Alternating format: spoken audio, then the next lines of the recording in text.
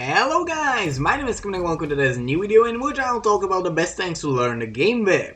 Now, a common mistake done by newbies at the game, and the reason why I'm making this video is that people tend to pick either way too weak or way too powerful tanks. Way too weak tanks cannot teach them anything, since even with advanced knowledge of the game, you can't really utilize the armor, the firepower or the mobility of the tanks, since well, they got none of them. As well, you are very likely to quit the game even before reaching the tier 7, which is not good.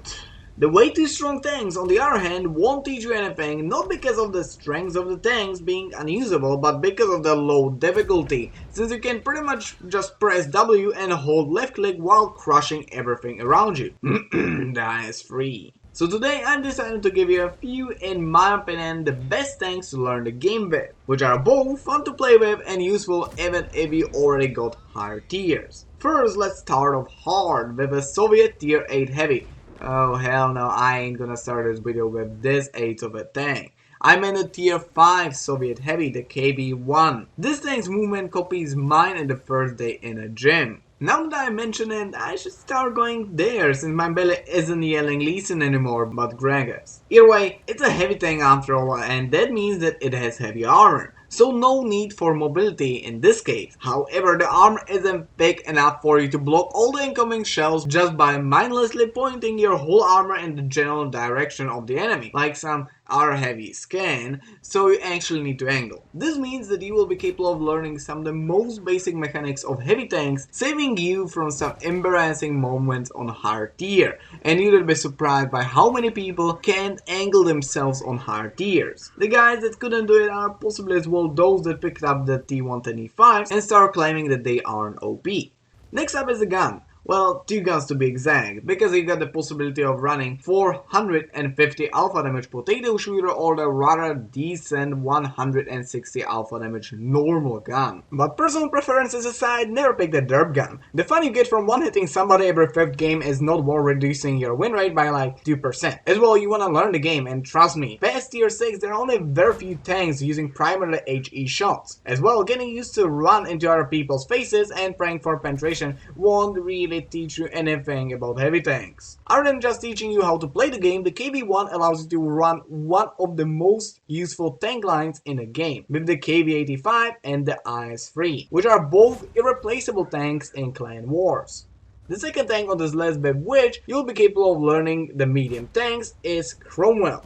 This tank has no armor whatsoever, but it is designed by pussies for pussies who can't take the shot like a man, and instead of that, they'll run away. You know, it's so much fun chasing that last Cromwell as a heavy. So much fun. Nevertheless, the tank has a plenty of mobility, as I said, which allows you to move at some kind of supersonic speed to avoid everything that's shot at you, while at the same time you get like super high DPM. This actually is kinda useful for learning the game, since higher tier mediums got high DPM. This is something like their specialty, and getting ready for that already at tier 6 is definitely a good thing to do.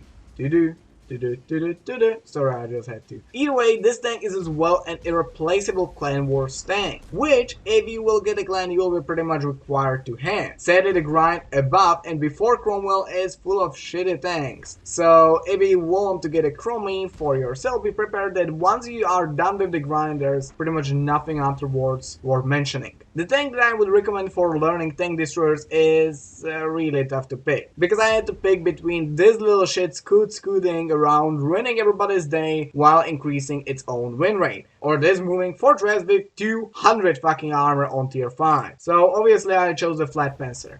No, really. These two tanks are just plainly overpowered on tier 5, and as I said, OP tanks won't teach you anything. As well, the T67 can only barely be considered a TD because, you know, gotta go fast and all that shit.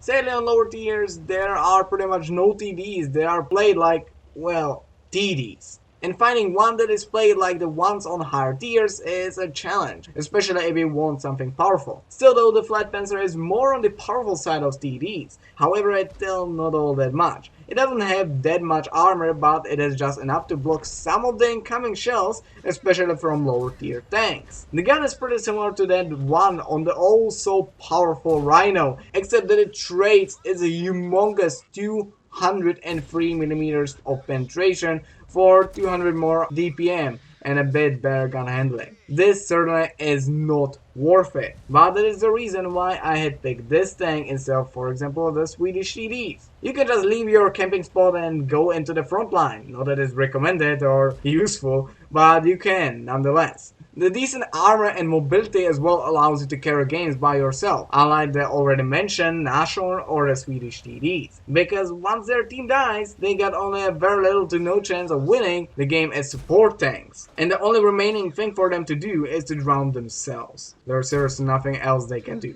Oh, and I almost forgot, the Flat Panzer is unsurprisingly the flattest tank around tier 5 and 6, which means that it has insanely high camo values, and if you add to it a bonus camo while stationary that the TDs get, you get a tank that can safely stand in the middle of an open field unspotted, even if circled by 4 light tanks with at least 500 meters view range. Sadly, this tank doesn't have any useful tanks after it. You can just play World War II veterans such as Jgpz.IV, Ferdinand or Jagdtiger, and then the tier 10 Jaeger, which is just for shots and jiggles. Like, yeah, it isn't necessarily bad, but it isn't good either, unless you get a full platoon of them or a great teamwork with your team, which is, let's face it, impossible. Now, a lot of people dislike the idea of having one tank stuck in your garage forever, especially the newer players, and I was actually one of them. Back then, when I started playing World of Tanks, I looked at the levy and I was like, who would even buy that thing?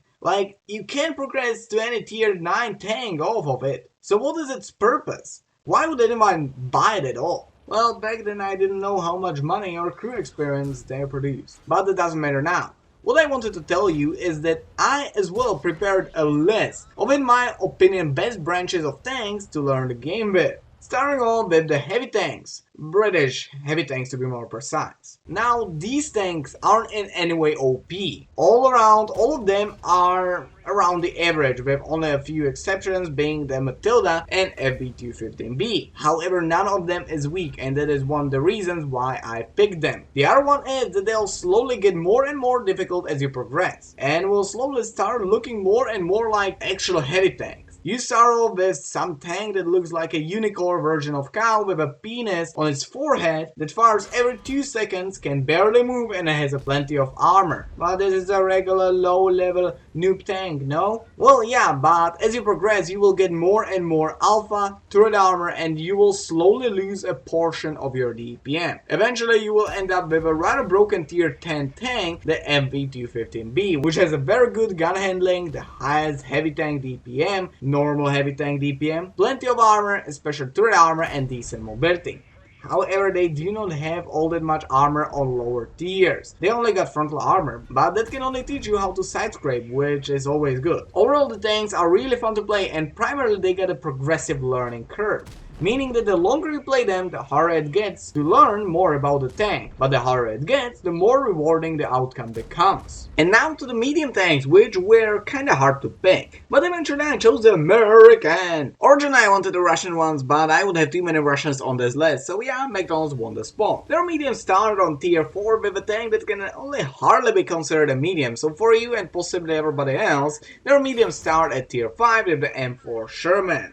The M4 still doesn't look all that much as a medium, since its primary gun is a derpy howitzer, and the other options are just, well, weak. But once you get onto tier 6, so the Easy 8 or Jumbo, you'll get to play with very high DPM tanks pretty much up till tier 10. They are overall rather easy tanks to play that I would recommend to anyone newer at the game. Sadly, they don't earn all that much money, possibly with the exception of the Jumbo, and most primarily they get the no really OP tank. Again, possibly with the exception of M48. However, again, they got no incredibly weak tanks, which is as well a bonus.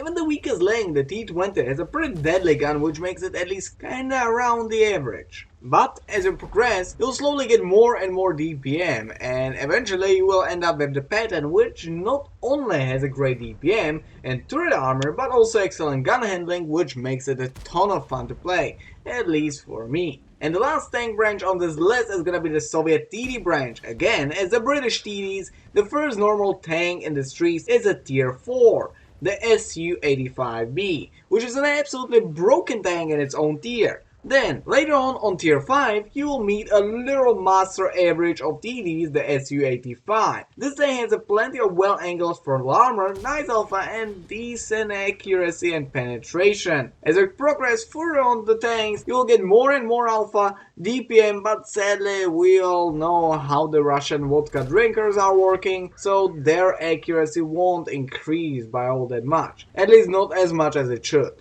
On tier 7 you will get to choose from two tanks, the Su-150T or the Su-101. Both of them are rather solid choices, so choose depending on your playstyle. The 150T line has high alpha, derpy guns with plenty of armor and great camo. However, the 101 line has high mobility, also DPM, and the camo isn't all that much lower.